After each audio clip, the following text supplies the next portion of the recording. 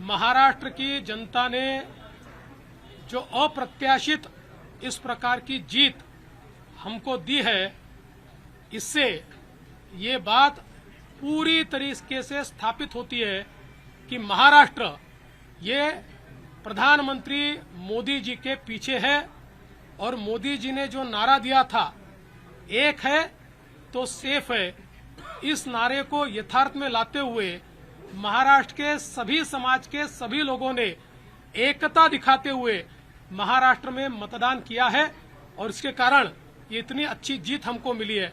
मैं विशेष रूप से हमारी लाडली बहनों का, लाडले भाइयों का, लाडले किसानों का, सभी का बहुत आभार व्यक्त करना चाहता हूं।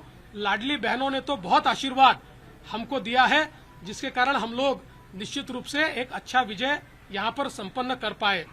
इसके साथ साथ लोकसभा में जिस फेक नैरेटिव को तैयार किया गया था और यहां पर जिन ताकतों ने अराजकता के माध्यम से फेक नैरेटिव को परकोलेट किया था, उनके खिलाफ लड़ने वाली सारी जो राष्ट्रीय ताकतें थी, जो राष्ट्रवादी विचारों की जितनी हमारी ताकतें थी, वो सारी ताकतों ने मैदान में उतरकर उस फेक नैरेटिव को समाप्त कर दिया।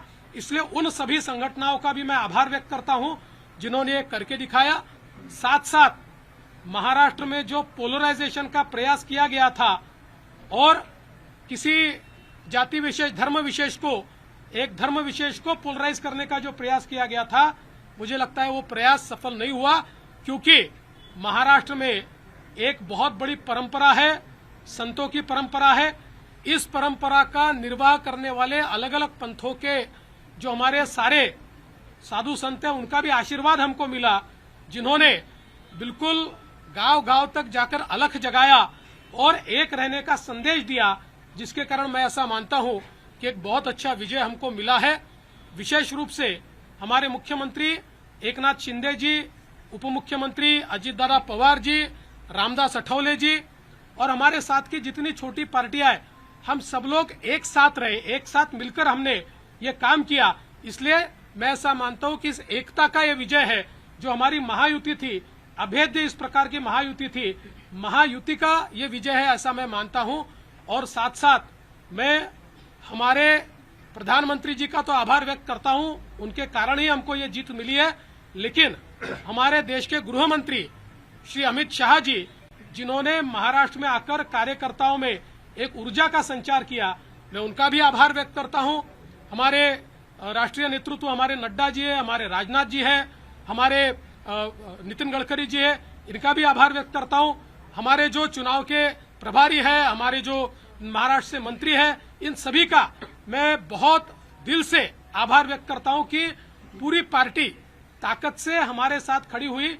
और सबसे महत्व की बात है, हमारे नेताओं ने, हमारी पार्टी ने केवल बीजेपी की सीटों पर काम नहीं किया, हमारी पार्टी ने सारे के सारे महाराष्ट्र के जितने 288 सीटें थी, हमारे दोस्तों की सीटों पर भी काम किया। और मुझे ऐसा लगता है कि इसके कारण एक बहुत अच्छा यहाँ कार्य संपन्न हुआ। हमारे भूपेंद्र यादव जी, अश्विनी वैष्णव जी, हमारे शिवप्रकाश जी, इनका भी मैं आभार व्यक्त करता हूँ। हमारे यहाँ पर जो हमारे सारे अलग अलग प्रांतों से भी जिन लोगों ने हमको मदद की, उनका भी मैं आभार व्यक्त करता हूँ। हमारे पीयूष जी का मैं आभार व्यक्त करता हूँ, हमारे शिवराज सिंह चौहान जी का भी मैं आभार व्यक्त करता हूँ। मुझे ऐसा लगता है कि एक प्रकार से सामूहिक रूप से हम लोग जब उतरे, तो ये सामूहिक ताकत एक ऐसी ताकत बनी जिसने दिखा दिया कि महाराष्ट्र ये मोदी जी के ही साथ है।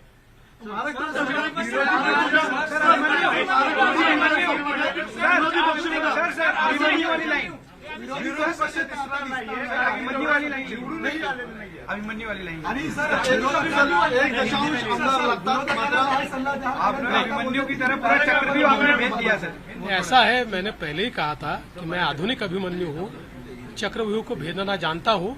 हमने चक्रव्यूह को भेदा है और ये कोई मैं पहले भी कह रहा हूँ, वापस कह रहा हूँ, इस विजय में मेरा बहुत छोटा उसमें मैं समझता हूँ कि सहभाग है।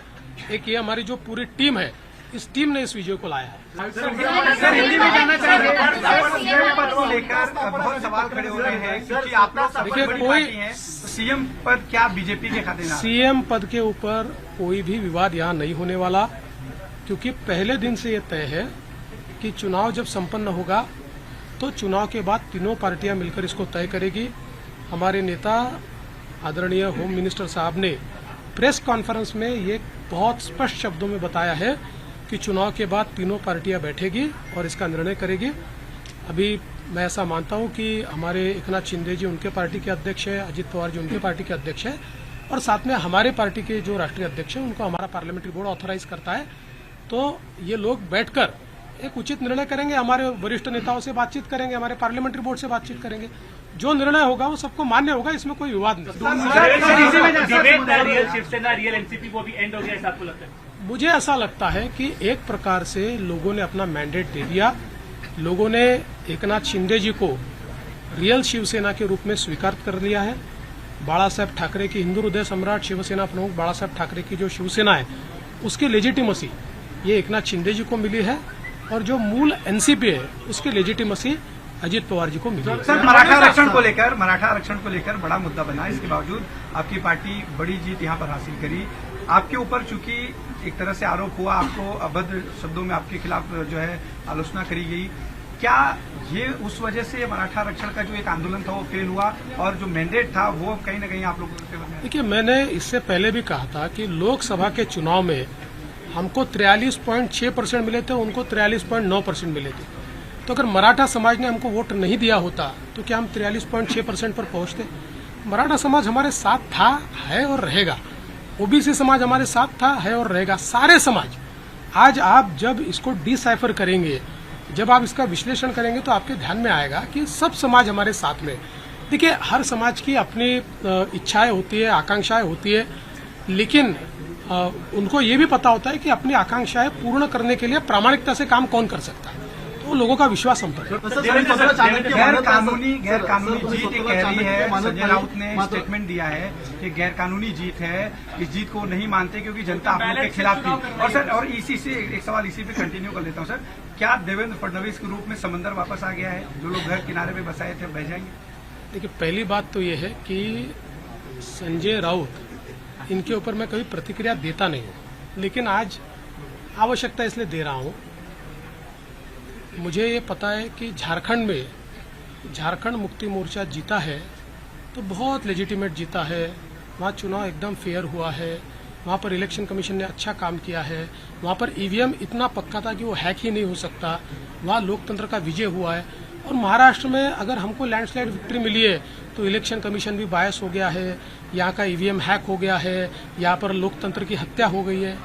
देखिए, कभी न कभी आत्मचिंतन करने की आवश्यकता होती है। जो आत्मचिंतन नहीं करते जिंदगी में वो समाप्त हो जाते हैं। मुझे ऐसा लगता है कि कभी न कभी आत्मचिंतन करना चाहिए, और इस प्रकार से वो बात करेंगे तो क्या लोगों का विश्वास बैठेगा?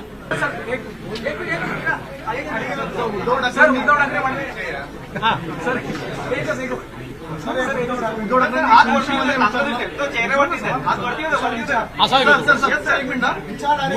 उद्धव ठाकरेंनी खुनशीपणे म्हटलं होतं, एकतर तू राहशील किंवा मी तरी राहील या निवडणुकीमध्ये.